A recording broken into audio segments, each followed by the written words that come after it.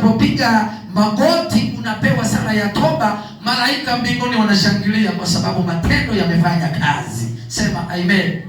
Unapopewa sala ya toba, unapotoa sala ya toba, uweze ukatoa sala ya toba kwa imani, uweze ukatoa sala ya toba kwa maneno, lazima utoe sala ya toba kwa matendo. Yule aliyeamini lazima athibitishwe katika matendo, yale matendo ya kukiri na kukubali na kusogea mbele na kupiga magoti. Hicho ndicho kinachowafanya malaika na jopo lote la mbinguni wanashangilia wakisifu kwa matendo yaliyofanyika kwa huyo ambaye aliyetembea katika imani. Sema amen. Na sisi sasa, na mimi na wewe, lazima ukubali kutembea katika matendo mema. Sema amen. Kwamba unapozungumzia mtu aliyeokoka ni mtu wa namna gani?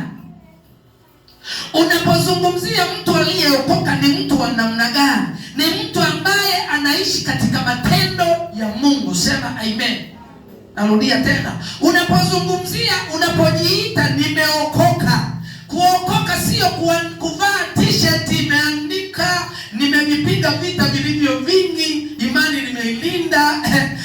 Uweze ukasema nimevaa t-shirt ina bango alafu ukajiita ni mimi nimeokoka. Huwezi pata hiyo maana. Na ndio maana wengi sana unakuta nimevipiga vita vilivyo vingi. Ukiangalia kwenye meza ameweka pia. Sasa unajiuliza vita gani? Na t-shirt imeandikwa vita imani nimeilinda.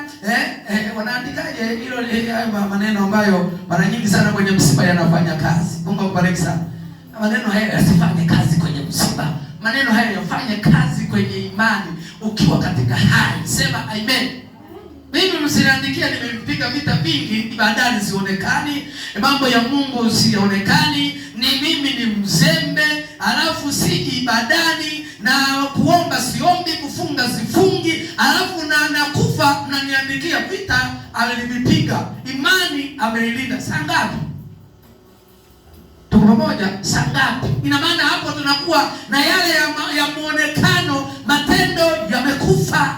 Sasa tayari unatakiwa utambue kumbe kuishi na Mungu, kumdhibitisha Mungu kwamba yuko ndani mwako, sio kuvaa t-shirt, sio kubeba mabango, sio kubeba kitu ambacho kinachotambulisha wakati matendo yako hayafai. Sema amen. Na ndio